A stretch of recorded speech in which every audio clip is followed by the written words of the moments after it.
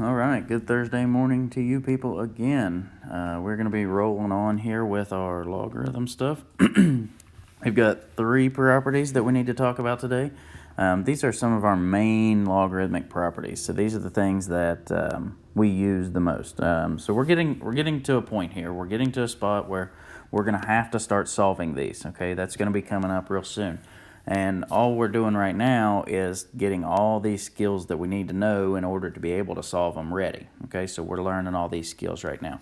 So I've got three properties that I want to roll through. The first one is the product property. It's going to look something like this. So say that I've got log, let's just go with base A for now. It could be a common log if you want, base 10. It could be base 5, base 3, it doesn't really matter. Of x times y, okay? If I wanted to break that apart, I can, okay? So two things, notice the x and the y are multiplied together right there, okay? So two things that are multiplied together can have their own logs as long as they're the same base if you add them together, okay? So log base A of y. Now this works in both directions. If I had two logs with the same base, like I do on the right side of my equal sign, if I have two logs with the same base that are added together, I can take that and condense it into one log, just with the same base, and then I have to multiply the contents. Hang on. Thanks. So it works in either direction, whatever your directions are asking you to do. And then when you get up to your problems, you'll know what to do. So it'll just be whatever manipulations you have to make in order to make your problem work. Okay, so that's the product rule. So two things that are added are multiplied if you combine them into one log. Also, this works for natural logs. So if I had the natural log of xy, I could break that into natural log of x plus natural log of y. So natural logs, common logs, any log, they all work the same way. I'm going to put a line here. Okay, quotient rule. It's going to look something like this. Say that I have log base A of x divided by y. This is a very similar rule. The only thing that changes is this changes over to subtraction since it's a division problem. So I have log base A of x minus log base A of y. Again, it works the same way for natural logs. So if I have the natural log of x divided by y, I'll have natural log of x minus natural log of y. So keep in mind, you can go either direction. You can break them apart or you can pull them together. Last thing that we have is the power rule. So say that I have log base A of x, and I say that's to the power of y. This is our whole reason for solving a log, and this is how they link over to exponential equations. What we're going to end up having is a problem where our variable is in the exponent, and we're going to have to solve for it. So the whole reason for doing a log is this rule right here, because this y that is in the power is allowed to be relocated to the front of that log. So log base A of x to the power of y is the same thing as y times log base A of x. There's a multiplication in there if you really need to think of it that way. Okay, so this is the entire reason that we do this, these logarithm rules, is to enable us to be able to bring that out to the front. Okay, again, it works for natural logs as well. If I've got the natural log, I don't need an A.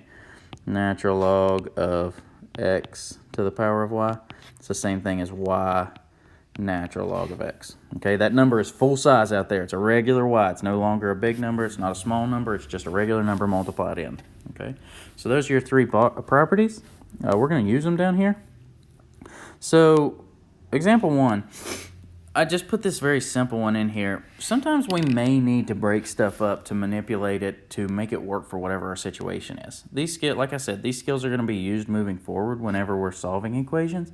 And it may help us out to be able to break something up like this. So think about it like this. This is very similar to reducing a radical. It's the same kind of thought process. We just don't have to use perfect squares.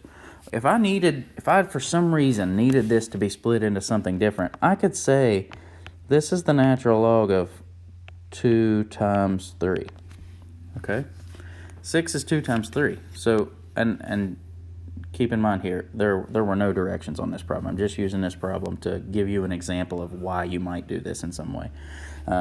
This is part of a bigger picture in the future. So this would be there would be other stipulations in the problem as to why we would be doing this. Okay, but still yet you're allowed to. Okay, because 6 is the same thing as 2 times 3, and since you have two things that are multiplied together, you could write this as natural log of 2 times natural log of 3. Okay, it's tough for you to comprehend why you would want to do that right now because we don't really have any reason for that. But moving forward, that's going to be a skill that we may want to use. Okay, so moving over to example 2. The directions on these are going to say expand the logarithmic equation. Okay, so that means write it in all of its parts. So you want to get away from the one log thing. Okay, so what I notice in example 2 is I have two things multiplied together. It's very similar to example 1. And all I need to do is separate them when they are the log with the same base multiplied together. I use an addition symbol in the middle.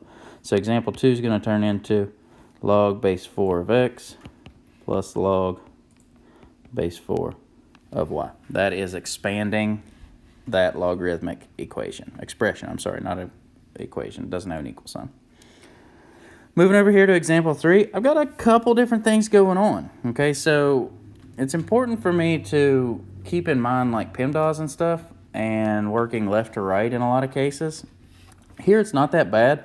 I automatically notice that I have a division bar. Okay, so I know I'm going to have the natural log of the top minus the natural log of the bottom, x squared plus 1. So then I start thinking, can I split up that second half, that natural log of the square of x plus 1?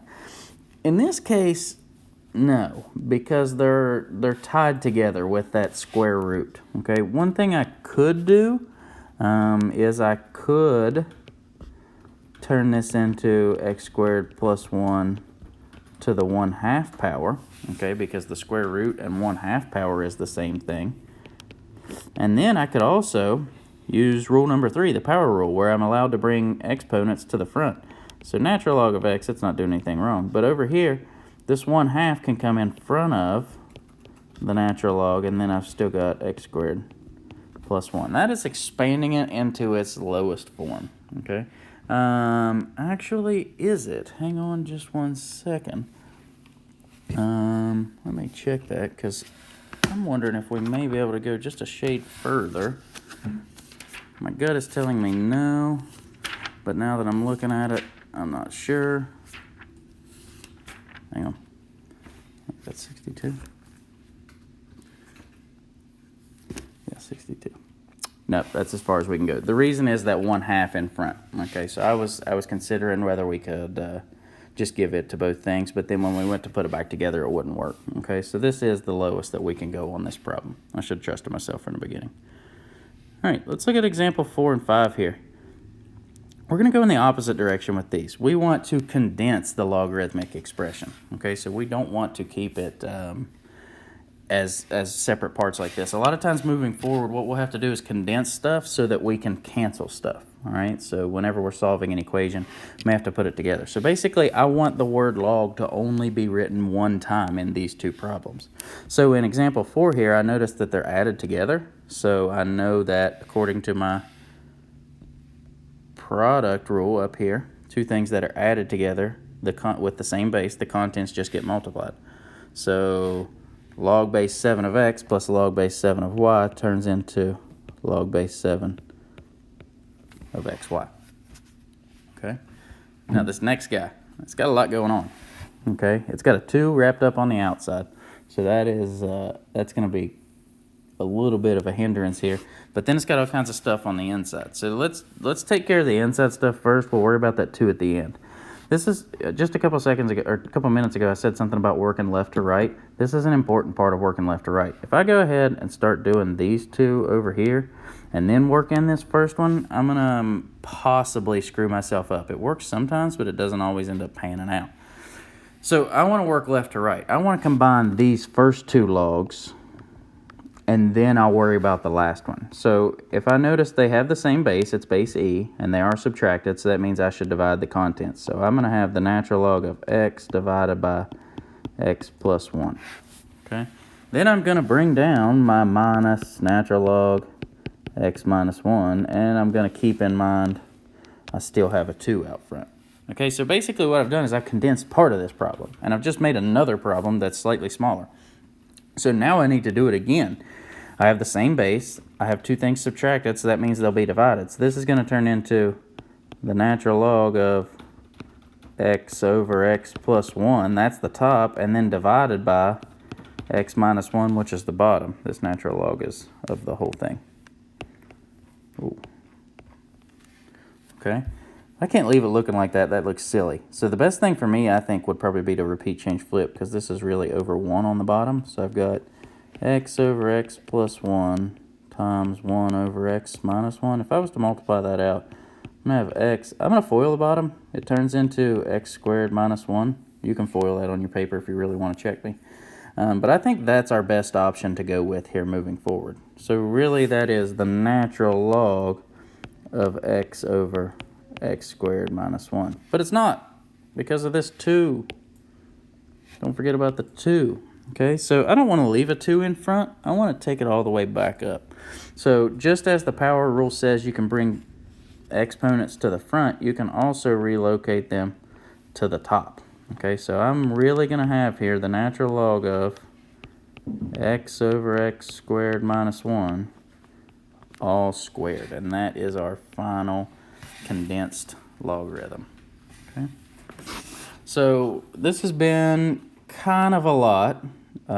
Feel free to go back through and watch any parts over that you may not have understood. Maybe you'll understand it the second time. Maybe you need to ask me a question on it. You're more than welcome to. So you have my message. Just let me know.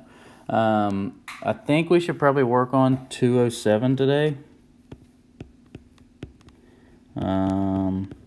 Numbers. I like 47 through 63 and 69 through 83. Okay, so I think we should probably do those. What'd you say, Eli?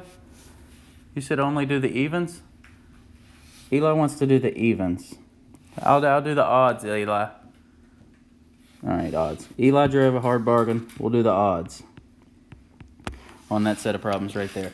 So this is the last time I'll be talking to you this week. Tomorrow you will get a celebration. Oh, no, shoot. You all are college algebra. You will not.